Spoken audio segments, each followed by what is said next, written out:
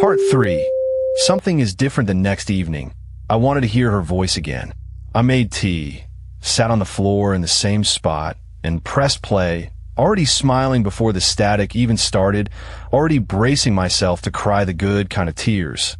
The static came first, just like before. Then her voice. But something was wrong. "Sarah," the voice said. "My sweet girl, did you sleep well last night? You always used to toss and turn when you were anxious about something." I could always tell, even when you were a teenager and thought you were hiding it from me. I froze, my tea cooling in my hands. I had tossed and turned the night before. Actually, no, wait, I had fallen asleep on the floor, deeply, dreamlessly, the best sleep I'd had in weeks. That didn't match. But more than that, the tape from the night before hadn't mentioned anything about sleep at all. It had talked about my birth, about my father, about hoping I found someone to love me. This was a different conversation, entirely a new one, layered on top of the old one like a second coat of paint. I told myself I was misremembering. Grief does strange things to memory. Maybe I had just forgotten a section. Maybe the tape was longer than I thought, and I hadn't listened all the way through the first time, and this was simply a part one had missed. The voice continued. "I know you found the wooden box in the attic. I know you drove to 3 stores looking for something to play me on. You always were stubborn like that. Even as a little girl, remember the time you refused to wear a coat in the snow because you wanted to prove you weren't cold? Do you remember the blue dress you wore to your 5th birthday party? You cried because it had a stain on it, and I told you nobody would notice, and you didn't believe me, and you sulked in the corner for 20 minutes until your father bribed you with cake. I did remember that dress. I hadn't thought about it in 20 years, hadn't thought about it since it happened, actually, and yet the memory came rushing back whole and complete the second the voice mentioned it, like a door swinging open onto a room I'd forgotten existed. And I definitely, absolutely, had not told anyone that I had visited 3 thrift stores to find a boombox. I hadn't even told my best friend that specific detail. I'd only said I'd found an old player somewhere. There was no way my mother could have recorded that information before she died. There was no way anyone could have known that unless they were watching me, right now in real time. My hands went cold. The tape clicked off again, exactly 10 minutes in. Same as before, the click sounding almost polite, like a door closing gently instead of slamming. I didn't sleep that night. I sat awake in bed with all the lights on, staring at the boombox sitting silently on my dresser, feeling like it was staring back, the way you can feel someone watching you from across a dark room, even when you can't see their eyes. Part 4. I try to explain it away in the morning. Sunlight helps. It always does. Fear that feels enormous at 3 in the morning shrinks down to something manageable once the sun comes up and the birds start making noise outside your window and the world remembers to be ordinary again. I told myself there had to be a logical explanation.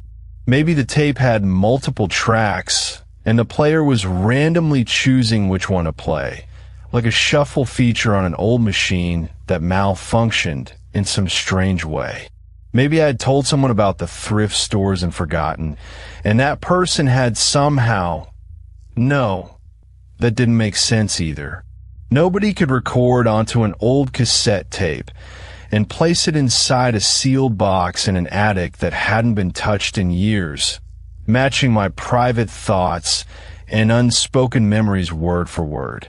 I called my mother's old friend, Denise, a woman who had known her since college, back when they used to share an apartment above a laundromat and split the rent by counting quarters of the kitchen table.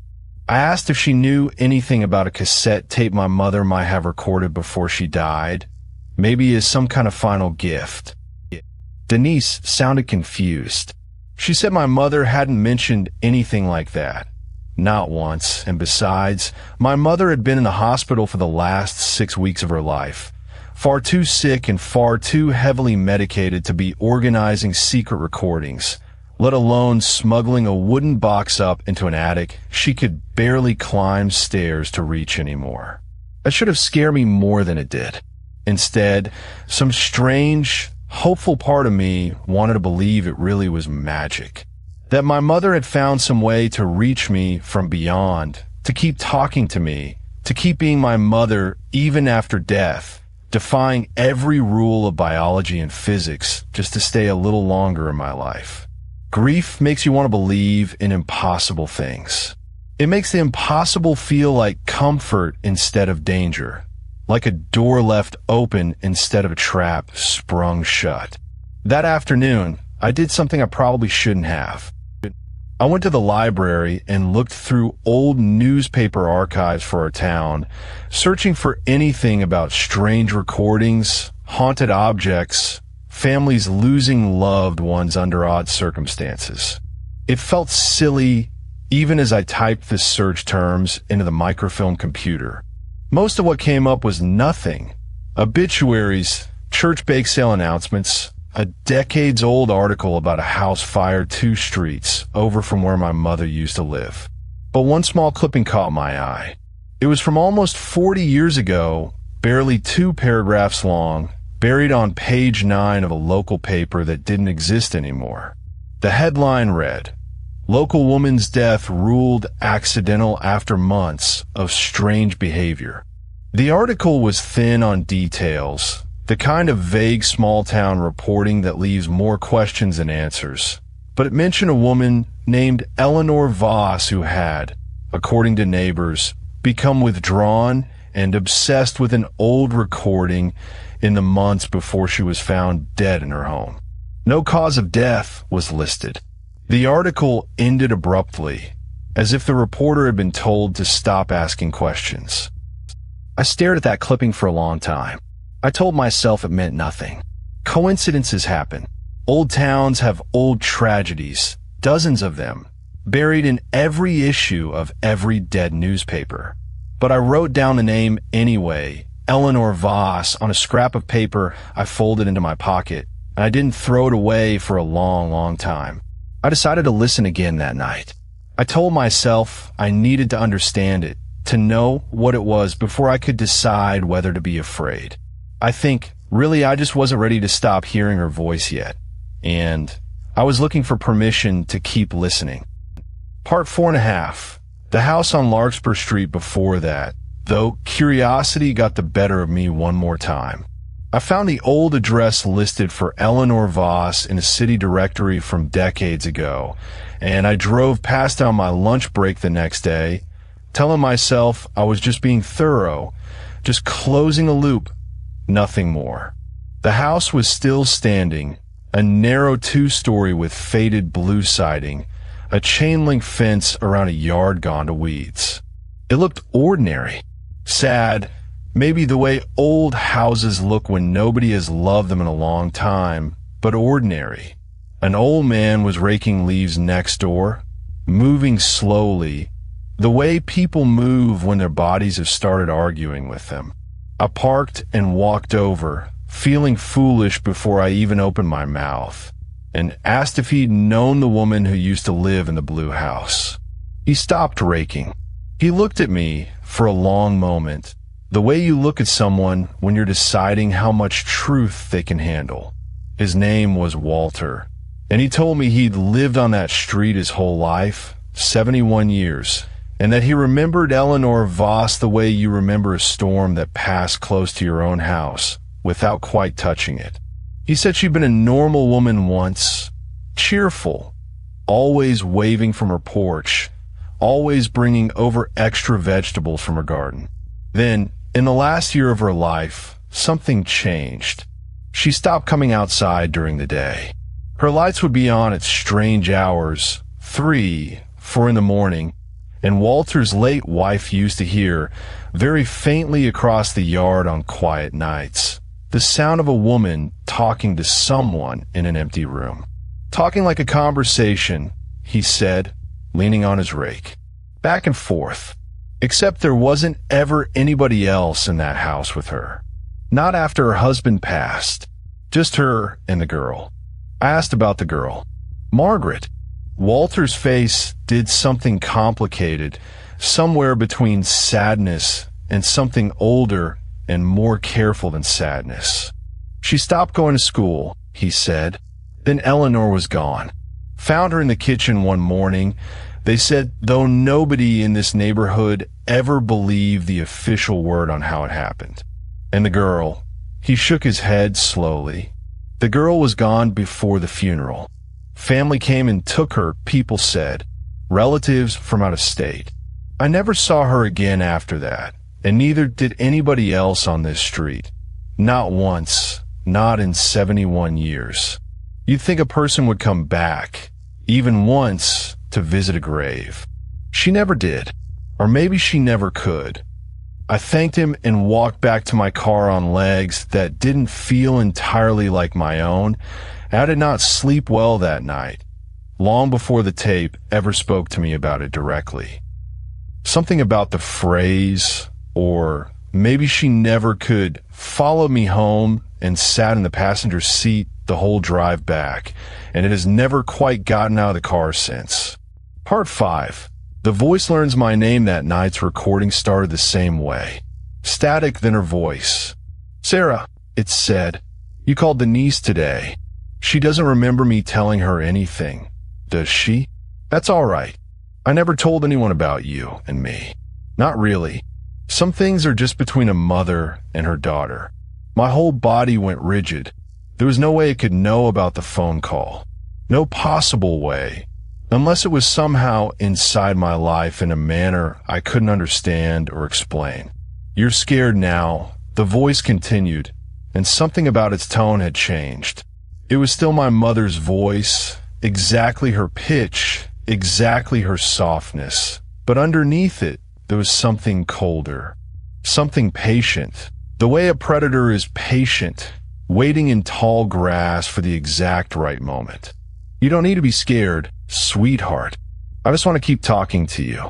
Isn't that what you wanted? Didn't you want one more conversation with your mother? Didn't you pray for it some nights after I got sick? Didn't you lie in bed and beg whatever's listening to just let you talk to me one more time? I had. God help me, I had. I had prayed exactly that more than once in the darkest weeks after the diagnosis, when I understood for the first time that she was actually going to die and there was nothing anyone could do about it. I had never told a single living soul that I prayed that. I had been ashamed of it, somehow like wanting more time was a selfish, greedy thing to want from God. I know things now that I never knew when I was alive, the voice said. I know you didn't visit me as much as you wanted people to think those last 2 months. I know you cried more about missing work than about missing me. Some days, and then you hated yourself for it in the parking garage before you came inside. I know you feel guilty about that. You don't have to feel guilty. I forgive you. I forgive you for all of it, sweetheart. Doesn't that feel good to hear? Doesn't that feel like exactly what you needed? That was too much. I reached for the stop button, my hand hesitating over it for one long, terrible second. Some deep, animal part of my brain told me not to touch it, not to interrupt whatever this was, that interrupting it might make it angry. And then I slammed my palm down, and the tape cut off mid-sentence with an ugly mechanical screech that didn't sound like any tape player malfunction I'd ever heard before. It sounded almost like a scream, cut short. I sat there panting in the dark, my heart slamming against my ribs. The things it said, they were true. All of them. Things I had never told a living soul. Things I was ashamed of. Things I had buried so deep, I barely admitted them to myself in the privacy of my own head. This wasn't a recording of my mother's love. This was something else wearing her voice like a mask, something that had access to the inside of my mind in a way that made my skin crawl to even think about. I threw the tape and the boombox into a garbage bag that night, tied it shut in 3 separate knots, and put it out on the curb before I could talk myself out of it. Part 6. It comes back 3 days later. I open my apartment door to leave for work, and the garbage bag was sitting on my doorstep. I hadn't touched it. I had watched the garbage truck take it away myself, standing in my window with my morning coffee, feeling relieved as it disappeared down the street with a hydraulic groan, feeling for the first time in days like I could breathe normally again. But there it was. Same bag. Same 3 knots. Inside, the boombox and the tape completely undamaged, like nothing had ever happened to them. No crushing, no compacting, not even a dent from the truck's mechanism. I should have thrown it in a river. I should have driven 2 hours out of town and left it in a dumpster behind a stranger's business, somewhere it could never trace back to my address. Looking back, I know that now. But something about finding it on my doorstep, untouched, waiting for me like a loyal dog that had somehow found its way home across an impossible distance, made me feel like fighting it was pointless, like it had already decided I would listen again, and there was nothing I could do to stop that from happening eventually. Like this had already happened before, to someone else, and the ending was already written. I carried the bag inside. I didn't unpack it right away. I let it sit in my closet for almost 2 weeks, and during those 2 weeks, strange things started happening around my apartment. Small at first, then less small. I would wake up and find the bathroom mirror slightly fogged, like someone had just taken a hot shower, even though I lived alone and hadn't showered yet that day. I would hear, very faintly at the edge of sleep, a sound like a cassette tape rewinding, the little whirring clicks of the reels turning backward, coming from somewhere inside the walls, or maybe from inside my own skull. I genuinely couldn't tell anymore. Once, I found a single strand of gray hair on my pillow. My mother had gray hair, threaded through with white near the end. Mine is dark brown, no gray at all, not at 26. Another night, I woke at exactly 3:17 in the morning, a time that would come a matter very much later, to the smell of my mother's perfume filling my bedroom, so strong and so specific that for one half-asleep second, I genuinely believed she was standing at the foot of my bed. I sat bolt upright, heart pounding, and there was nothing there. Just the smell, fading slowly, like she had walked through the room seconds before I opened my eyes, and I had simply missed her by a heartbeat. I started sleeping with the lights on. I started avoiding my own apartment, staying late at work, going to my friend Priya's place instead of going home most nights. But apartments cost money, and eventually you have to go home. Part 7, Priya doesn't believe me until she does. I told Priya everything one night over wine at her kitchen table, half expecting her to tell me I needed therapy, which honestly might have been the correct response given how I sounded even to my own ears. Instead, she got very quiet. She set her glass down slowly, the way people do when they're deciding whether to say something they're not sure they should say.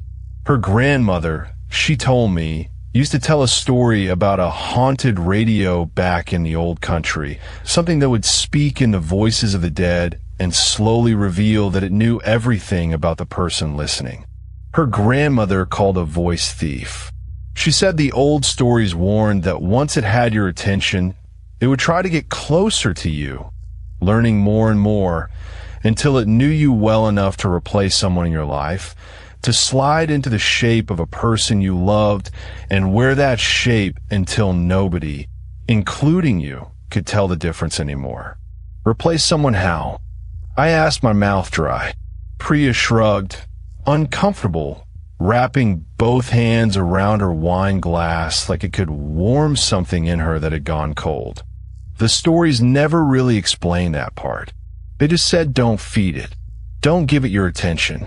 Don't let it keep learning, because every time you listen, you're handing it another piece of the puzzle, and eventually it has enough pieces to build a whole person. I laughed it off at the time, mostly because I needed to laugh at something, needed the fear in my chest to loosen even for a second, needed this to still be the kind of story you tell over wine and then forget by morning. But that night, lying in Priya's guest room, staring at the unfamiliar ceiling, I couldn't stop thinking about the phrase, don't feed it. Every time I listened to that tape, it learned something new about me, my habits, my secrets, my fears, and each time, The voice sounded a little more confident, a little more like it belonged in my life, rather than being an intruder inside it. I thought about Eleanor Voss, the woman from the newspaper clipping, dead almost 40 years ago after months of strange behavior and an obsession with an old recording. I thought about how thin that article had been, how quickly the story had disappeared from the record, as if someone at some point had decided it was safer not to keep asking questions about it.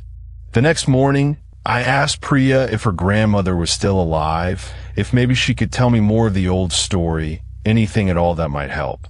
Priya went quiet again and told me her grandmother had passed away 4 years ago. But she remembered one more detail, something her grandmother had always insisted on whenever she told the story to the grandchildren.